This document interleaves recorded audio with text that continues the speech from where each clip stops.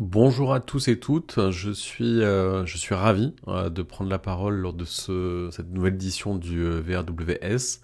Un grand merci déjà à Antonio d'avoir persévéré et maintenu cette édition, même si elle est en ligne. Mais je pense qu'on va encore une fois avoir énormément de contenu riche qui va être partagé, donc c'est super. Et merci évidemment à Sweekly de m'inviter sur son stand pour pouvoir vous parler de trois piliers qui sont vraiment hyper importants pour développer son activité de location saisonnière, location courte durée. Donc déjà, je vais vous dire qui je suis. Ça me paraît important pour que vous puissiez comprendre un peu la suite des contenus que je vais vous partager. Donc je m'appelle Romain Giacalone. Peut-être que certains d'entre vous me connaissent déjà. Je suis aujourd'hui consultant expert en location courte durée, location saisonnière. J'interviens sur deux niveaux différents, c'est-à-dire que d'un côté, j'aide les entreprises du secteur, donc les sociétés qui proposent des outils, des logiciels, des solutions aux professionnels que vous êtes, et j'aide aussi les professionnels, donc les agences, conciergeries, dans leur stratégie, dans le fait de mettre en place des process, d'automatiser, de choisir les bons outils, pour toujours gagner du temps et gagner plus d'argent grâce à ce business. Donc voilà, je propose du développement commercial j'accompagne en particulier la marque Nuki qui fait des serrures connectées, donc je les accompagne sur leur développement commercial sur le marché français. Ceux qui me connaissent m'ont peut-être déjà croisé au travers de PriceLab, que j'accompagne aussi depuis plus de 2 ans sur le marché francophone, mais aussi à l'international. Donc voilà, c'est pour vous situer un peu l'univers dans lequel je gravite dans cette industrie. Et récemment aussi, j'ai lancé des formations en ligne qui sont accessibles pour des propriétaires investisseurs, des hôtes Airbnb, mais aussi des conciergeries, des agences, pour mieux maîtriser les process, les techniques, pour améliorer leur activité. Et plus récemment, j'ai lancé un podcast qui est dédié à la location courte durée, qui est orienté pour les professionnels de la location courte durée, où je partage des idées, des interviews, des rencontres avec des sociétés du secteur. Donc là, vous allez trouver par exemple dans les derniers épisodes la société Reviews, qui est finaliste et qui va être... le gagnant va être annoncé juste après ma présentation. Et notamment, vous retrouvez aussi l'interview de Sweekly, que j'ai pu réaliser il y a peu de temps. Donc voilà, c'était pour vous expliquer un peu qui je suis, pour ceux qui ne me connaissent pas encore. Maintenant, on va rentrer un peu dans le détail de cette présentation et de ce pourquoi vous êtes venu aujourd'hui sur le stand de Sweekly. Donc l'idée, c'est d'aborder les trois piliers du Vacation Rental. Donc c'est vraiment les trois axes. Alors, il y en a d'autres, mais en tout cas, pour moi, ce sont vraiment trois axes qui sont indispensables à travailler pour améliorer son business sur plein d'aspects. On va voir ça en détail ensemble. Le premier, c'est le fait de mettre en place des actions qui vont vous permettre d'attirer les bons voyageurs. Et c'est hyper important. Mon approche, ma philosophie, c'est de dire que l'idée, c'est pas de mettre ces annonces en ligne et d'attendre que les réservations tombent, mais c'est plutôt de pouvoir mettre en place des techniques pour attirer les bons voyageurs, ceux que vous souhaitez recevoir. Après, on a un deuxième axe qui sont fournir les bonnes informations au bon moment. Et ça, il y a une technique qui permet de le faire, ça s'appelle un parcours voyageur. Certains d'entre vous peut-être le font déjà, je vais vous montrer en détail à quel point ça peut être vraiment utile. Et enfin, il y a une notion qui est hyper importante qui est de poser un cadre dans sa relation avec ses guests. Et ça, on va le voir, on est en plein dans la thématique avec Sweekly, avec les questions de caution, c'est qu'il est important en tant que gestionnaire de mettre un cadre. Il ne faut pas avoir peur de mettre un cadre dans la relation avec les voyageurs, et on va le voir ensemble, mettre un cadre ne veut pas dire quelque chose de rigoureux et de négatif. Parenthèse, j'ai oublié de vous préciser, j'ai aussi travaillé pendant 3 ans dans l'industrie puisque j'étais responsable marketing et partenariat chez BookingSync. Et j'ai aussi créé et géré ma conciergerie pendant 3 ans. Donc tout ça pour vous dire, je connais le métier et vous verrez, je vais vous présenter des cas concrets que j'ai vécu. Donc on va partir sur le premier axe qui est la notion d'attirer les bons voyageurs. Pourquoi c'est important? Pourquoi j'ai mis bons voyageurs en majuscule? Parce que pour moi, chaque gestionnaire a des biens différents, dans des localités différentes, dans des pays, des cultures, des langues différentes, et vous devez absolument savoir quels sont les voyageurs que vous souhaitez accueillir. Donc, il faut, pour pouvoir faire ça, il faut partir déjà de vos logements. Donc, c'est quoi les points forts de chacun de vos logements? Quels sont les avantages, les atouts de chacun de vos logements? Ensuite, quelle est votre cible?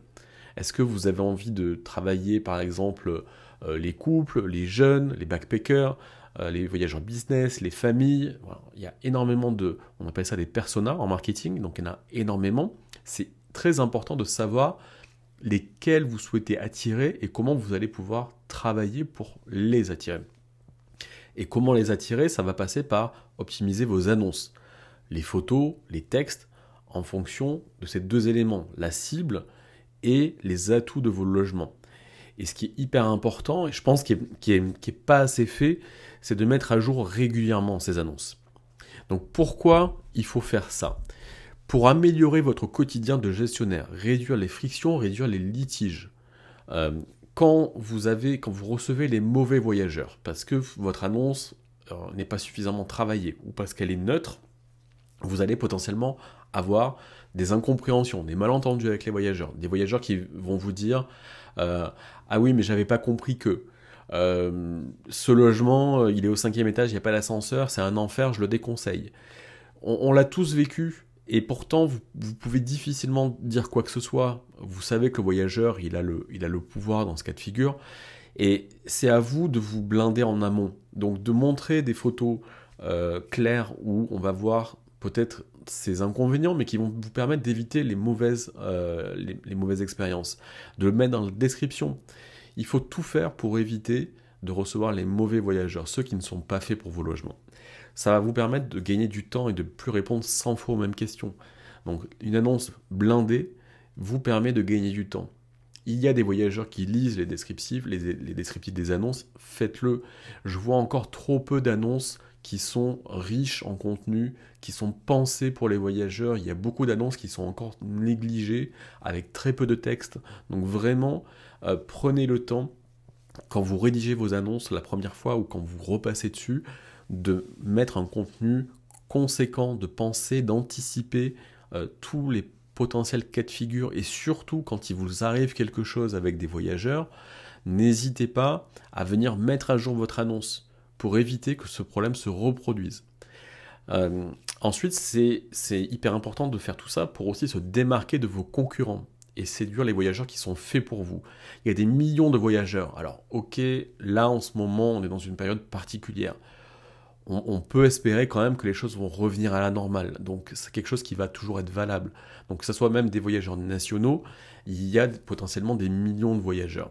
On l'a vu récemment, un des dirigeants de Booking.com s'est exprimé sur le sujet et a annoncé que ce qui a été constaté sur la saison 2020, ça a été, on va dire, jusqu'à 70% de voyageurs nationaux sur certaines destinations, et même des destinations avec 100% de voyageurs nationaux. Donc imaginez en France, vous avez potentiellement déjà des millions de clients à portée de clic. Donc vous n'avez pas besoin de tous les avoir, vous avez que quelques... Enfin, vous avez des dizaines ou des centaines de nuitées à louer, vous n'en avez pas des millions. Donc il faut que vous ayez uniquement les voyageurs qui sont faits pour vous. Et surtout, c'est important de mettre de l'ADN de votre marque dans vos descriptions d'annonces, pour aussi commencer à travailler votre marque et à fidéliser potentiellement les voyageurs. Et aussi, tout ça, c'est important pour améliorer l'expérience voyageur et donc les avis. Moi, mon approche, c'est toujours d'aller sur deux axes. C'est-à-dire que tout ce que je conseille, tout ce que je vous partage là, c'est vraiment avant tout pour améliorer votre quotidien en tant que gestionnaire. Je l'ai vécu pendant 3 ans, ce quotidien de gestionnaire, et je sais à quel point il peut être difficile. Il faut gérer ses propriétaires, il faut gérer les voyageurs, il faut gérer les logements, et dans tout ça, on court partout. Et surtout, ce qui est très difficile dans ce métier, c'est qu'on reproduit sans arrêt la même chose. C'est-à-dire qu'un voyageur, à chaque nouvelle réservation, le voyageur, pour lui, c'est quelque chose de nouveau. Il ne vous connaît pas. Et vous recommencez de zéro une expérience avec quelqu'un. Donc c'est très important de cadrer tout ça pour que cette expérience, à chaque fois, soit bonne et que les avis soient positifs derrière. Donc, j'ai fait un petit ajout, une petite adaptation pour aussi parler de ce qui se passe en ce moment. Donc, on est en pleine crise sanitaire euh, qui va se finir un jour, mais peut-être qu'il y aura d'autres crises du même type. Donc, comment on fait pour réagir, rebondir dans ces cas-là? Et s'adapter, c'est revoir et bâtir sa stratégie commerciale en fonction de ce qui est en train de se passer. Alors, j'ai trouvé quelques chiffres pour qu'on puisse, avant de bâtir sa stratégie commerciale, savoir qu'est-ce qui se passe et comment on va bâtir cette stratégie. Donc déjà, on a des chiffres là, ça c'est une tendance qui est globale, c'est une étude qui a été menée par Transparent, qui participe aussi à cette conférence. On a une tendance qui n'a rien à voir avec le Covid, c'est-à-dire que c'est déjà le cas depuis 2015. La fenêtre de réservation, c'est-à-dire le temps en jour entre la réservation et le début du séjour, a tendance à fortement diminuer. En 2015, les voyageurs réservaient 79 jours avant leur arrivée en moyenne. En 2018, on est à 39 jours. Donc c'est quand même assez important. Et là, en ce moment, on vit vraiment dans l'ère de la dernière minute. Donc je pense que vous le constatez tous. Ce qui est important aussi, qui est très, très intéressant, on l'a tous vécu, c'est quelque chose qu'on ressent au quotidien, mais c'est quelque chose qui a été étudié par Transparent, et c'est intéressant de mettre un chiffre dessus, c'est-à-dire qu'il a été constaté qu'il y a une vraie corrélation entre le nombre de chambres d'un logement et le délai moyen de réservation qu'elle connaît. Alors vous allez me dire, c'est logique, une villa avec 6 chambres, forcément c'est des séjours potentiellement en haute saison, avec des familles, donc les gens s'y prennent longtemps à l'avance. Et à l'inverse, un studio, ça va plutôt être de la dernière minute.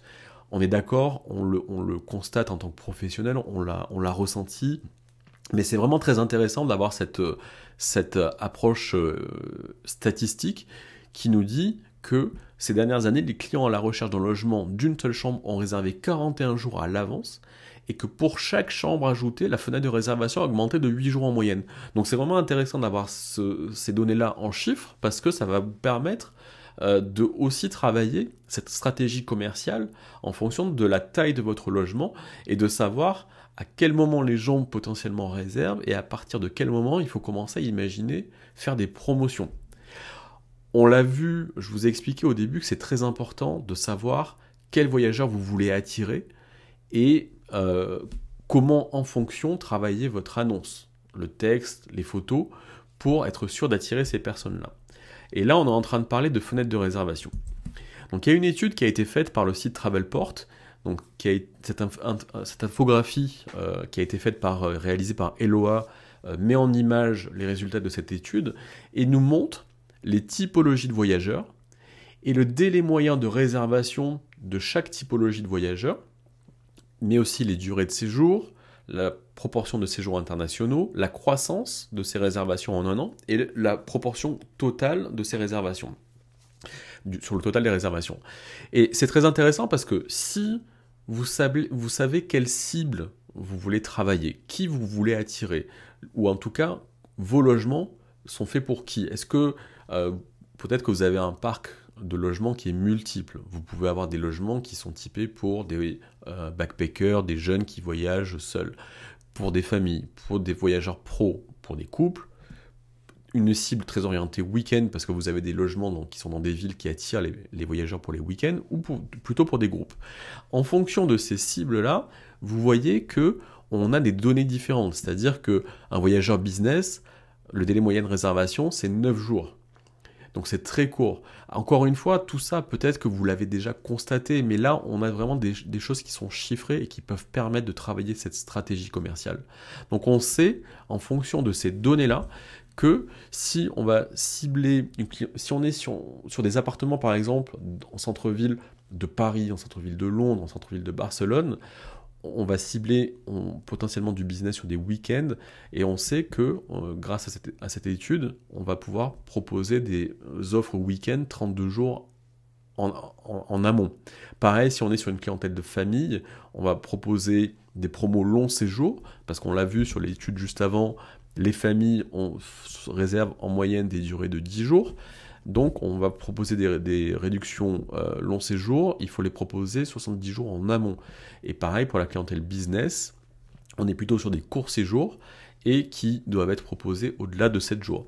Par ailleurs, ce qui est vraiment intéressant dans la typologie, par exemple solo, c'est qu'on a vraiment des durées de séjour qui peuvent être longues et ça correspond aussi à une tendance qui est assez récente, je pense, qui existait déjà, mais qui a été vraiment exacerbée avec le Covid, c'est tout ce qui va être les digital nomades, donc tout ce qui va être travailleurs, ou forcés ou voulus, les gens qui travaillent à distance, qui travaillent de chez eux, qui peuvent travailler du monde entier, et qui vont avoir tendance à réserver un appartement, peut-être pour un mois dans une ville, et ensuite ils vont bouger, ils vont partir dans une autre ville pendant un mois, ils sont seuls, ils n'ont pas de problématique, en tout cas de blocage familial géographique, donc du coup, on va avoir ces personnes qui vont profiter pour et voyager et travailler, mais ça peut être vraiment au niveau national aussi, mais on va être sur des tendances de séjour plus longues. Donc c'est vraiment intéressant, parce que du coup ça veut dire qu'il faut pouvoir s'adapter aussi à ces fenêtres de réservation et à mettre en place des promotions et des avantages commerciaux aussi en fonction de ces typologies de voyageurs. Par exemple, pour les mois qui arrivent, si on imagine, on espère en tout cas que la saison 2021, la saison d'été 2021, reviendra peut-être un peu à la normale en termes de tourisme international, ou en tout cas européen si on parle de l'Europe. Les trois tendances sur lesquelles je pense qu'il faut se préparer, et on reste aussi dans cette notion de choisir les bons voyageurs et attirer les bons voyageurs, sur les mois qui viennent, automne, hiver et printemps, pour arriver à tirer son épingle du jeu et sauver son business malgré tout. Il y a quelque chose qui est important, donc ça va être le local, forcément, on l'a vu, hein, ne serait-ce que par les restrictions de voyage. Et quelque chose, une expérience, une tendance, pardon, qui était déjà présente avant le Covid, mais qui s'accentue aussi, c'est la notion d'expérience en plus de l'hébergement. C'est pas pour rien que tous les gros hôteliers vont sur ces offres packagées, mais je pense que chacun à son niveau, en tant que gestionnaire, peut aussi agir là-dessus et proposer quelque chose.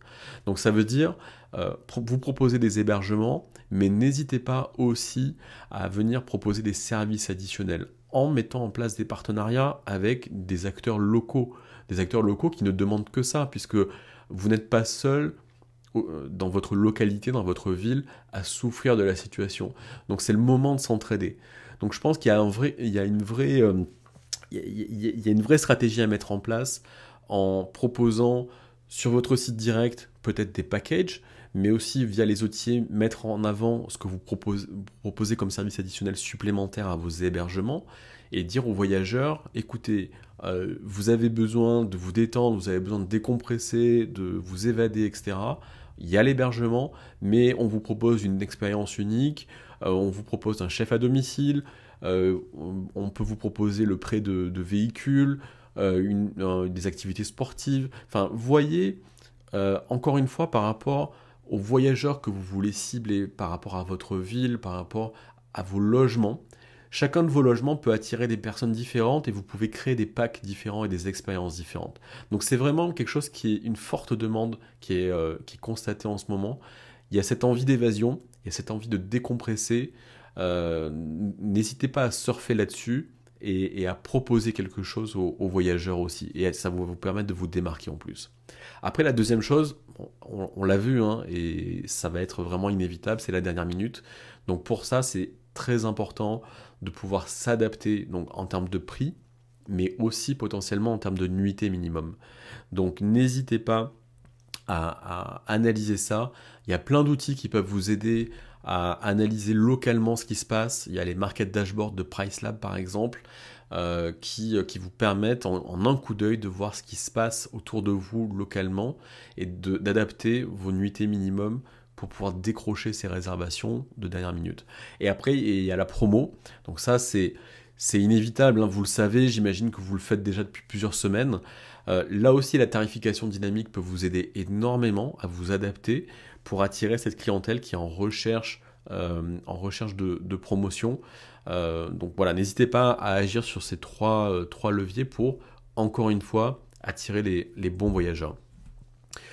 Ensuite, on a parlé du premier axe, qui est savoir attirer les bons voyageurs, et je vous ai fait une petite parenthèse sur la situation actuelle, et du coup, comment vous adapter par rapport à ces histoires de fenêtres de réservation, par rapport aux typologies de voyageurs. Maintenant, on va aborder les deux autres axes qui sont fournir les informations au bon moment et poser un cadre. Donc là, on est aujourd'hui sur le stand de Sweekly qui vous propose une solution qui est top pour la caution, pour sécuriser paiement, caution pour vos séjours.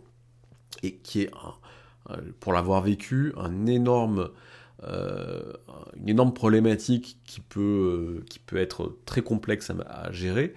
Et surtout, si c'est mal géré, ça peut devenir très compliqué quand on a des litiges avec des voyageurs. Mais moi, ce dont je vais vous parler, c'est comment vous pouvez agir vous aussi en amont pour cadrer tout ça. Pour d'un côté, vous soulager au quotidien, soulager vos équipes et fournir une super expérience aux voyageurs tout en posant un cadre dans votre relation avec vos guests. C'est hyper important. Donc, on le sait, la location courte durée est faite de tâches répétitives. Je l'ai dit, vous recevez chaque jour des réservations. Une réservation, c'est tout un processus. De la réservation jusqu'au départ des voyageurs, et même avant et après. Et donc, toutes ces tâches, elles doivent être répétées à chaque fois, à chaque nouvelle réservation.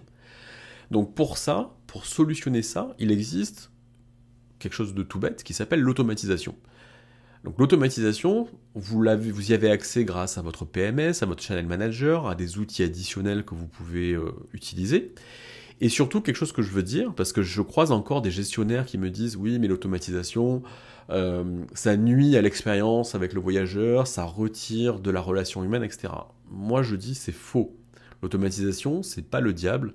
L'automatisation, c'est, si vous l'utilisez correctement, c'est au contraire grandement améliorer l'expérience des voyageurs. C'est montrer aux voyageurs que vous avez pensé à eux, que vous avez pensé à tout, que vous avez tout anticipé.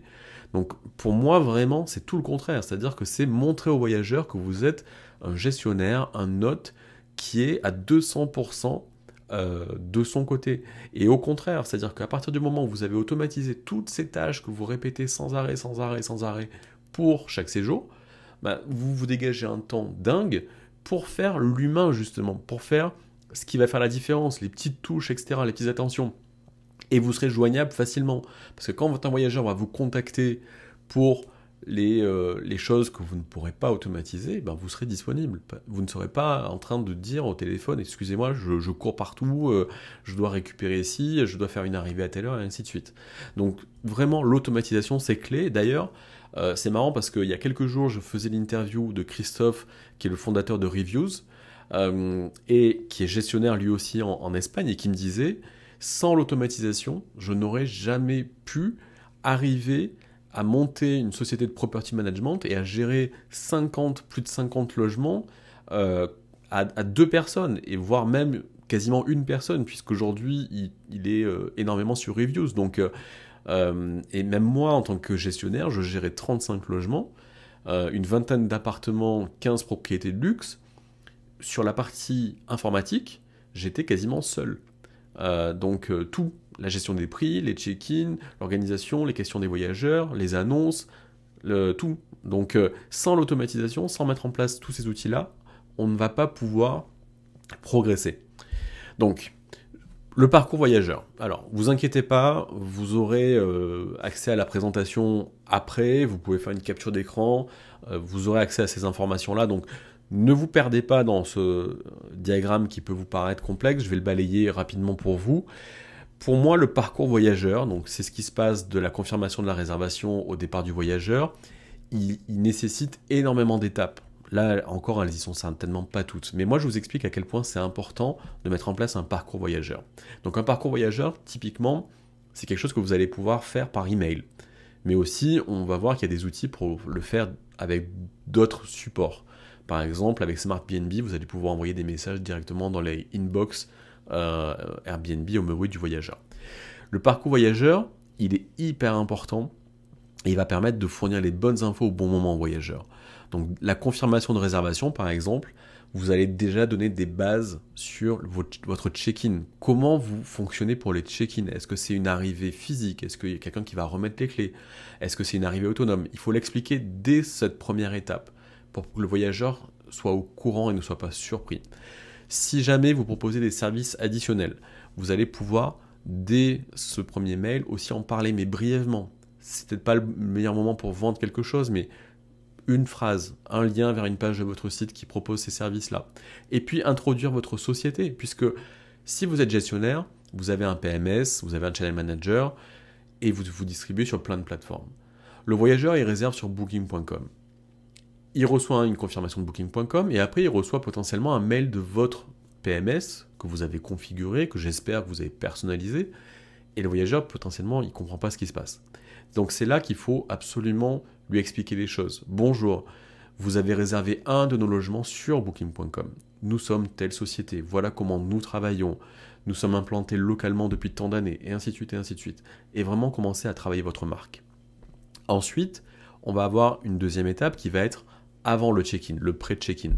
Là, il faut préciser les infos importantes. Potentiellement, ce mail va être sauvegardé par le voyageur. Il va l'imprimer.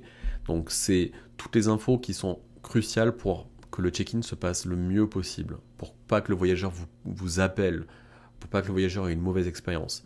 Donc, évitez les confusions, les erreurs. Si vous savez qu'il y a des particularités sur l'adresse du logement, mettez une photo Google Maps, mettez le lien Google Maps, les coordonnées GPS, peu importe. Mais faites tout ce travail en amont, pré-mâchez le travail pour le voyageur, c'est lui rendre service. Donc les infos de pré-check-in, pareil, si c'est une arrivée autonome, bien l'expliquer, photos, vidéos, etc. Ensuite, il y a une étape qui est souvent négligée par les gestionnaires, mais qui est très importante, c'est après le check-in. Donc, moi, ce que je vous conseille, je l'ai utilisé moi-même, c'est hyper important, c'est un message ou un email que vous allez pouvoir envoyer le lendemain de l'arrivée. Et quel est l'intérêt de faire ça? C'est de désamorcer des problématiques qui pourraient arriver si vous ne le faisiez pas, c'est-à-dire un voyageur qui a des problèmes dans le logement mais qui ne vous le dit pas. Et le problème, vous allez le découvrir trop tard dans son avis. Donc c'est « Bonjour, nous espérons que vous êtes bien installé. N'hésitez pas si vous avez la moindre question, si vous avez la moindre remarque, etc. » Ensuite, on a la prochaine étape qui est l'avant-départ. Pour là, on ramener ce cadre, c'est-à-dire voilà comment se déroule le départ. Les heures de départ sont de telle heure à telle heure. Et voilà ce qu'on vous demande de faire quand vous partez. Je vais vous en parler sur la slide suivante. Donc ça, c'est vraiment pour ramener ce cadre, mais aussi améliorer les avis. C'est-à-dire que, encore une fois, le voyageur, il faut qu'il se sente pris par la main. Et tout ça, c'est pas du harcèlement. C'est-à-dire que j'ai des personnes qui me disent « Oui, mais ça fait beaucoup de messages. » Par exemple, dans SmartBnB, vous allez pouvoir décider que sur des séjours de moins de X nuits, tel message ne partira pas. Ou par type de logement. Donc vous allez pouvoir le personnaliser. Évidemment, si quelqu'un réserve à la dernière minute pour 2 nuits ou une nuit, vous n'allez pas envoyer tous ces emails d'un coup. Donc tout ça, vous pouvez le personnaliser. Donc le pré-checkout, la demande d'avis. Donc le voyageur, soit il a réservé en direct, soit il a réservé via un channel. L'importance d'aller lui demander son avis pour collecter cet avis pour votre propre site, mais aussi commencer à lui présenter vos supports marketing pour garder le contact. Votre site internet direct, vos réseaux sociaux, toutes ces choses-là.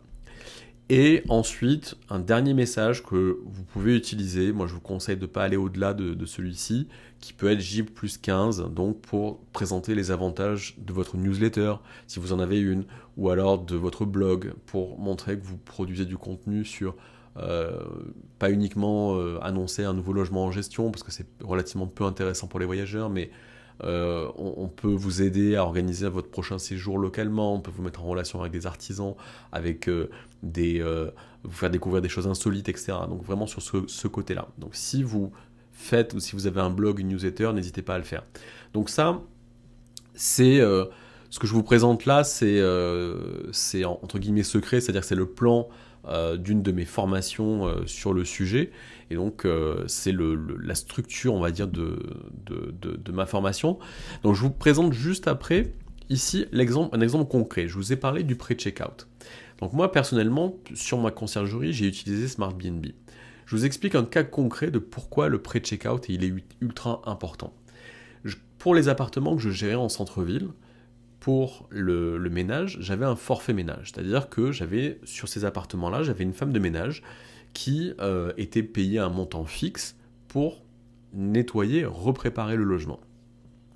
Forcément, son intérêt à elle, c'est de passer le moins de temps possible. Mon intérêt à moi, c'est que ça soit fait le mieux possible, mais dans mon approche en tant que gestionnaire, j'ai toujours voulu le personnel et mes équipes, pour moi, ont toujours eu un rôle très important. Et c'était très important pour moi de les respecter.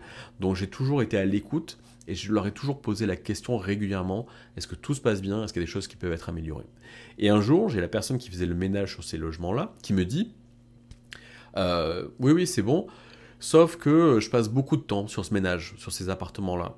Des appartements refaits à neuf, peu meublés, on va dire, donc qui peuvent être faits rapidement, 18, 20, 25 mètres carrés, et elle mettait 1 heure et demie alors qu'elle estimait devoir normalement mettre 1 heure pour intervenir sur cet appartement-là.